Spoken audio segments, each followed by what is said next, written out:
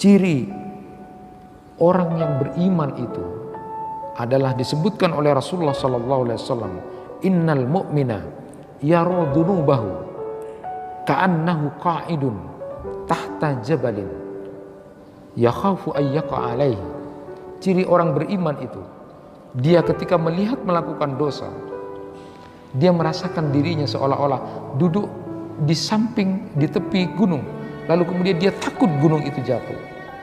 Ketika seorang mukmin melakukan dosa dan kesalahan, dia kemudian seolah-olah seperti orang yang duduk di dekat gunung dan nanti akan menimpa dirinya, takut luar biasa. Wa annal fajira, adapun orang-orang yang fajir, banyak berbuat maksiat itu, yara dhunubahu, dia melihat ketika melakukan dosa, kadzubabin marra ala anfihi faqala bihi hakada. Sedangkan orang-orang yang fajir itu ketika melakukan dosa dan maksiat, dia kemudian melihat dosanya itu seperti lalat yang hinggap di hidungnya, cuma diketes sedikit ini. Apakah kita termasuk orang yang mukmin sejati atau termasuk orang yang fajir? Kitalah yang mengetahui itu. Ketika melakukan dosa, orang mukmin yang sejati itu, dia melihat dirinya ketakutan luar biasa. Tetapi orang yang biasa melakukan maksiat dan dosa, dia melihat ketika melakukan dosa seperti ini, biasa, Allah Maha Pengampun. Bapak dan Ibu sekalian, yang kedua, menurut penelitian dokter Kara Gavin itu, beliau melakukan sebuah riset penelitian dengan teman-temannya, bahwa ternyata otak ini didesain sudah bagus sesuai fitrah Allah itu, betul itu. Karena pernah dilakukan penelitian, orang-orang yang melakukan kesalahan, melakukan dosa, ternyata pada saat dia melakukan dosa dan kesalahan, otaknya itu bekerja berat sekali, sampai kemudian darah mengucur dengan derasnya saat melakukan kesalahan dan dosa. Tetapi saat melakukan hal-hal yang baik, hal-hal yang lurus sesuai dengan fitrah, ternyata otaknya tidak bekerja dengan berat.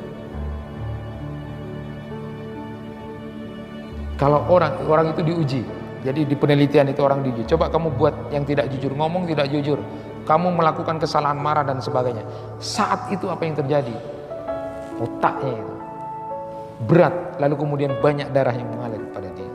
Artinya saat kita melakukan dosa dan kesalahan itu, sebenarnya kita membuat beban pikiran kita itu menjadi rusak.